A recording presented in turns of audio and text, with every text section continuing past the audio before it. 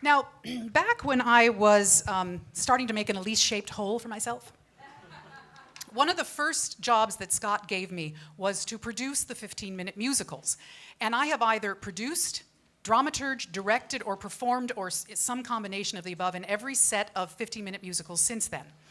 Now, the second year that I was producing the 15-minute musicals, a new music director and vocal coach showed up in town, and we tried him out on one project and then invited him to music direct for the 15-minute musicals, and that was Jake Anthony. And the next year, when I directed for my first time, I went straight to Jake Anthony and asked him to be my music director. And Jake and I have worked together as director and music director on many, many 15-minute musicals since then. Jake has also worked in the performers workshop and the master actor classes with Joshua Finkel. And and yay, Jake. And he also started the Theatrichorale Perpetual Surrey, where I got to perform excerpts from the Applause as Margot Channing, which was lots of fun. Now, the first few years that Jake was working with us, he was working as a music director, and he was music directing our specialty material class when I found myself short a composer. So I strong-armed him into writing the music for one of the songs, which he did, and it was awesome. So then we strong-armed him into coming through the core curriculum as a writer himself.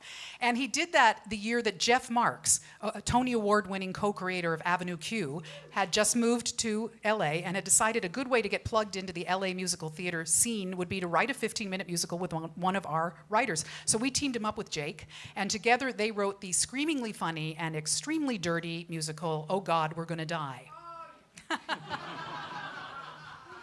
Now, Jake's gone on to write many projects since then, as I mentioned before, Now and Then a Hero with Larry Todd Johnson, Wanting Miss Julie with John Sparks and Patricia Zentmar, the New York Society for the Suppression of Vice with Joel Bailey and Patricia Zentmar. But for tonight, Jake decided to collaborate with himself, and he's written about a subject that is near and dear to my heart, and it's something that first became a problem for me when I was entering puberty, which was back in, dare I say it, 1970.